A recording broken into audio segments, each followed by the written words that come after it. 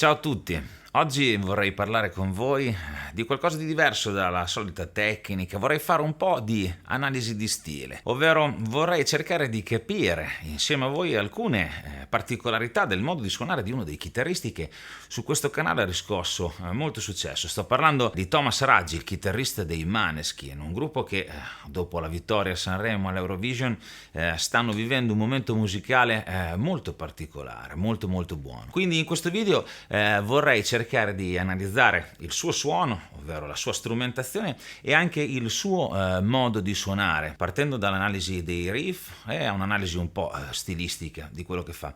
Perché si fa analisi di stile? Perché cercare di capire come suona un chitarrista ci aiuta anche a imparare un sacco di cose che poi possiamo interiorizzare e portare nel nostro modo di suonare, quindi non semplicemente per suonare una cover del brano, in questo caso dei Måneskin, ma anche per comporre magari qualcosa di nostro, prendendo spunto da quelle che sono le cose buone appunto di questi chitarristi che hanno scritto dei bei brani. Incominciamo e andiamo a vedere qual è la caratteristica secondo me fondamentale del suono di Thomas Raggi. Thomas Raggi usa una Stratocaster con un suono un pelo distorto, una distorsione, diciamo un crancettino leggero, con un amplificatore che non è mai pulito. A proposito di amplificatori, oltre al suono prodotto dalla Stratocaster, dietro di lui nei live che ho guardato ho sempre visto degli amplificatori Marshall, quindi testate e casse della Marshall. Di solito mi sembra di aver visto una Plexi e una cassa 4x12. Io per ricercare il suo suono qui di dietro a me ho una testata da 1 watt e un cono Vintage 30 che di solito sono i coni che vengono montati sulle 4x12 della Marshall. Come dicevo, un suono crunch, quindi croccante, che sfrutta la dinamica delle valvole, ovvero quando noi suoniamo più forte il suono prenderà quella piccola distorsione, che rende il suono appunto più croccante. Quando stiamo più leggeri invece il suono rimarrà un po' più pulito e ci permetterà di avere un suono un po' più morbido. I microfoni che usa di solito sono il microfono al ponte, e ogni tanto mi sembra di aver sentito usare anche il microfono al manico. Il microfono al manico di solito ha un suono più tondo, mentre il microfono al ponte è più aggressivo. Andiamo a vedere quelle che sono ora le caratteristiche tecniche del suo modo di suonare. Come dicevo, il suo suono è un suono funk rock, cioè c'è molto rock ma una componente funk ritmica predominante. Se ascoltiamo dei brani come Chosen, Wanna Be Your Slave, New Song, la stessa Zitti e Buoni, sentiamo che le ritmiche sono delle belle ritmiche incalzanti in sedicesimi. Prendiamo per esempio il riff iniziale di Chosen.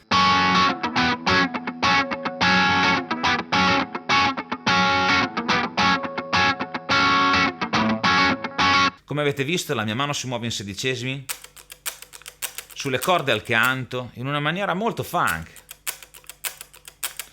Il suono sì, è un suono rock perché è un suono un po' distorto, però unisce queste due cose. Lui praticamente ha suonato un Fa diesis minore in posizione di Re minore, poi si è spostato al Mi un tono indietro, per ritornare di nuovo al Fa diesis in posizione sempre di Re minore. Un altro brano in cui possiamo sentire queste ritmiche funk è New Song.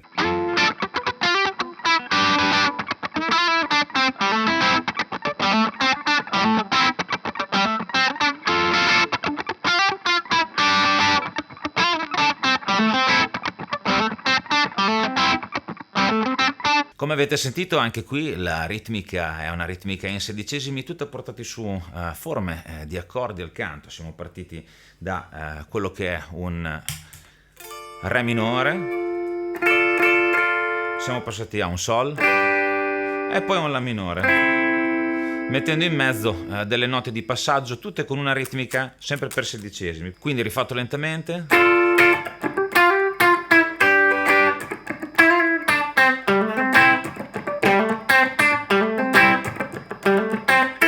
Un'altra volta.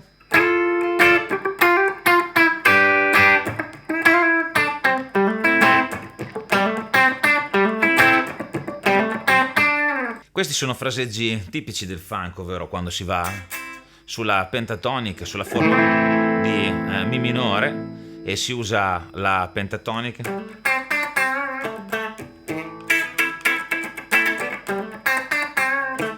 Mescolati a un suono più distorto danno origine a quel suono rock, quindi quando sentiamo le ritmiche di Thomas Raggi ricordiamoci sempre che c'è una grossa componente, una buona componente funk al proprio interno.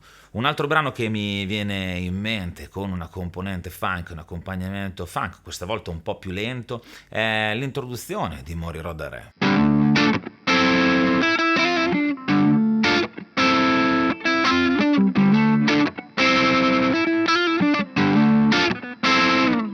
Questa intro di Morirò da Re, dove lui suona un Re minore in posizione di La minore e poi le 3 corde che formano il La minore nella forma di Mi minore,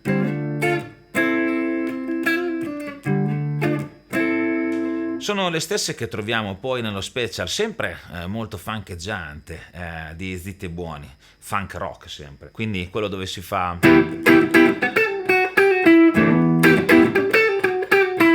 Quindi questa è una particolarità che ritroviamo nel suo modo di suonare, l'utilizzo di questa forma e della scala adesso legata. Lo stesso riff di I Wanna Be Your Slave è fatto su questa posizione, però questo introduce un altro argomento, il riff a nota singola. Sentiamo il riff di I Wanna Be Your Slave come suona.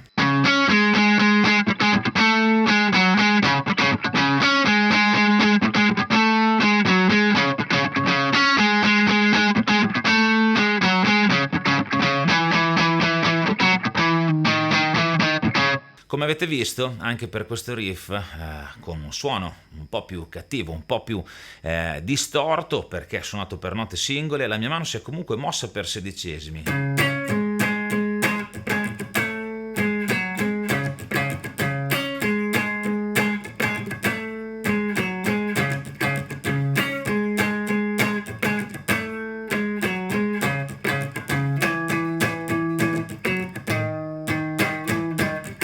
L'accompagnamento in sedicesimi con la mano che suona continuamente e che ha anche delle ghost note è molto importante per mantenere groove, fa parte anche questo dell'accompagnamento funk. Un'altra cosa del riff principale di I Wanna Be Your Slave è che si trova sempre sulla posizione che abbiamo visto prima di Morirò da Re e anche della parte di Zitti e Buoni, quindi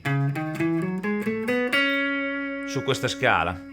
La scala minore naturale. Un'altra canzone che al suo interno ha un riff, una nota per corda, e anche questo è suonato portando la ritmica in sedicesimi continua con delle ghost note, proprio Zitti e Buoni, quindi un riff che già conoscete tutti e che suona così.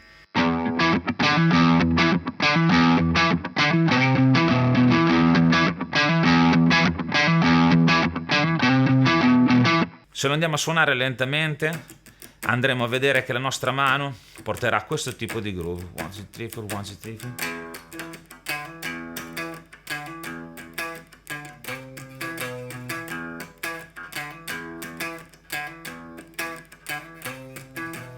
In questo caso il nostro groove sarà un po' più shuffle, quindi la cadenza sarà un po' più saltellante. Non avremo mai però una cadenza dritta, non saremo mai metronomici, non avremo mai 1 e 2 e 3 e 4. Cercheremo sempre di essere groovosi nel nostro modo di suonare, avremo sempre una componente un po' shuffle, un po' più funk in tutti i riff. Un altro riff che mi viene in mente a nota singola è quello sempre principale di New Song. Sentiamo come suona.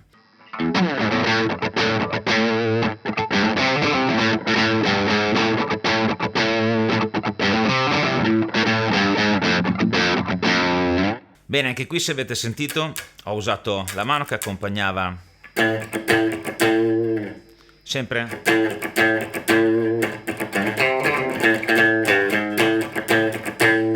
con un sacco di ghost note e accompagnamento in sedicesimi, quindi un accompagnamento che arriva dal funk, però con questo suono e questo piglio rock.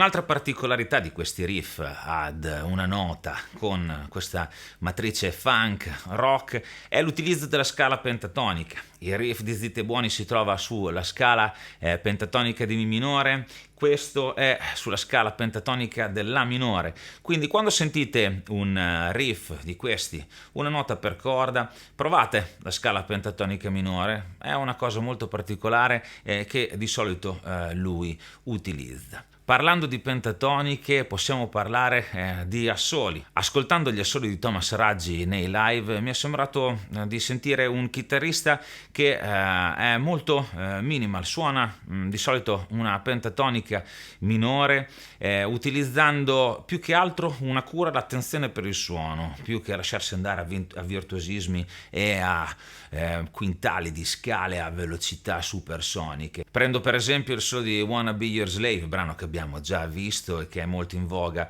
sulla pentatonica, sulla posizione della pentatonica di Do diesis minore, e semplicemente rispetto al suono che utilizza normalmente lui aggiunge della distorsione e va a fare questo riff.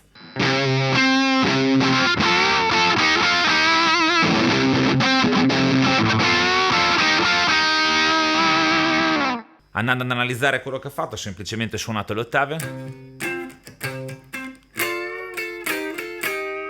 e 2 double stop che prende alla seconda e terza corda con un bending, quindi seconda e terza corda, double stop con l'anulare, e poi ci si sposta con l'indice, sempre seconda e terza corda e un po' di vibrato. Questo è un linguaggio tipicamente blues. Una cosa molto importante che ho sentito nel modo di suonare di Thomas Raggi è l'utilizzo delle triadi e delle posizioni degli accordi in varie posizioni del manico. Prendo come esempio Chosen per farvi sentire che cosa intendo. Il Fa diesis e il Mi vengono suonati in questa maniera, poi ci si sposta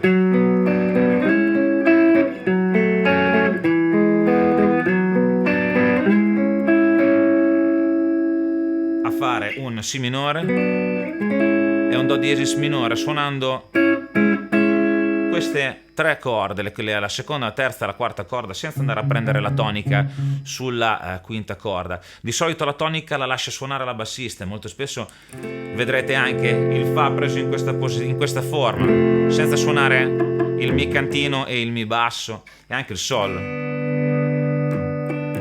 Le toniche le lascia suonare sempre al basso. Bene, questa è una cosa molto importante, soprattutto se suonate la chitarra elettrica. Chitarristi elettrici, ricordatevi sempre che avete il bassista se suonate in gruppo, quindi la tonica la potete lasciare tranquillamente suonare a lui e voi potete suonare l'estensione dell'accordo. Questo vi permette di andare a suonare in registri diversi da quelli della prima posizione o di dover tenere sempre l'accordo completo. È il modo, secondo me, uno dei modi giusti per suonare la chitarra funk rock, ovvero lasciare la tonica al basso a meno che non sia necessaria, come quando si va a fare un riff, una nota per corde, quindi una parte obbligata dove gli strumenti devono suonare unisoni. Per cui guardatevi bene tutte le varie posizioni degli accordi, come ha fatto lui ad esempio, perché questo semplicemente sono sempre prendendo come esempio il riff di Chosen, delle parti di accordo, cioè ovvero una parte dell'accordo di Fa minore, una parte di quello di Mi, una parte dell'accordo di Si, che non è nient'altro che la forma di La minore portata avanti di un tono,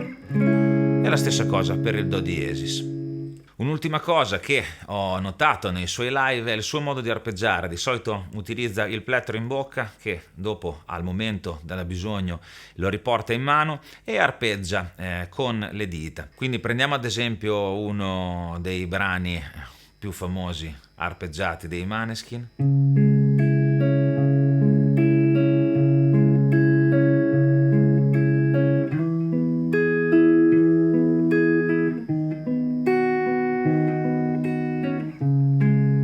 L'arpeggio è fatto con le dita.